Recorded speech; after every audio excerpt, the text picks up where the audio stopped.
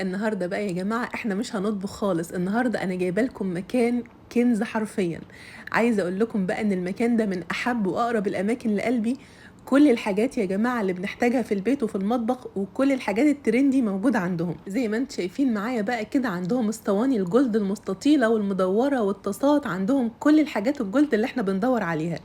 وكمان عندهم اطقم الميلامين يا جماعه خطيره، والحله الخطيره بتاعه التحمير دي الترندي اللي مكسره الدنيا. وطبعا بقى لو بتدوروا على حله بايركس تحط على النار كده مباشر، او كنكه او اي حاجه بايركس ترندي موجوده عندهم. وطبعا المنظمات الخطيره بقى اللي بتحط على التسريحه تحطي فيها الاكسسوارات بتاعتك، وكمان معاها علبه مناديل بجد بجد يا جماعه وهميه. عايزه اقول لكم بقى ان احلى المنتجات مفيش حاجه ما وفرهاش. حافظه الساعات، كل اطقم التوابل موجوده عندهم. كل الحاجات الترندي حرفيا موجوده عندهم، مش هتحتاري. انت هتدخلي المكان وهتبقي محتاره كده تاخدي ايه ولا ايه. انا بصراحه كده لما بدخل عندهم ببقى محتاجه حد يشدني ويطلعني بره. بجد يا جماعه كل الحاجات اللي انتوا محتاجينها هتلاقوها موجوده في مكان واحد. ده غير بقى ان انت هتلاقي موجوده عندهم تشكيله كبيره جدا بقى من الكوبايات والمجات والبرادات. كل الحاجات يا جماعه اللي احنا بندور عليها هتلاقوها كلها في مكان واحد. وعايزه اقول لكم كمان الاسعار بتاعتهم يا جماعه خطيره. ده غير بقى ان هم عاملين كمان خصم لاي حد هيروح تبع مطبخ مروه السويفي. بجد بجد يا جماعه من كتر ما الحاجات عندهم حلوه قوي وما شاء الله كتيره جدا، انا كنت محتاره ومش عارفه اصور ايه ولا ايه. وطبعا علشان انا مش عايزه اطول عليكم الفيديو، فطبعا مش عارفه اشرح لكم كل حاجه لوحدها. بس طبعا بقى زي ما انتم شايفين قدامكم كده كل حاجه عندهم فعلا فعلا بتتكلم عن نفسها.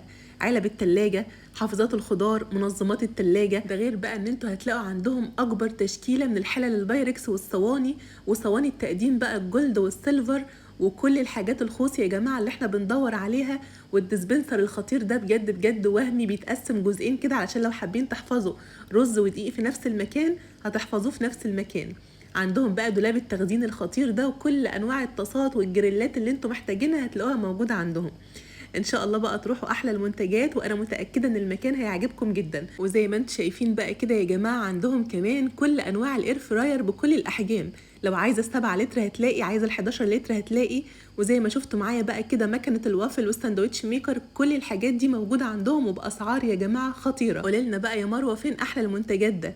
احلى المنتجات ده يا جماعه موجود عندنا في كفر الشيخ، شارع الكنيسه، متفرع من شارع ابراهيم مغازي.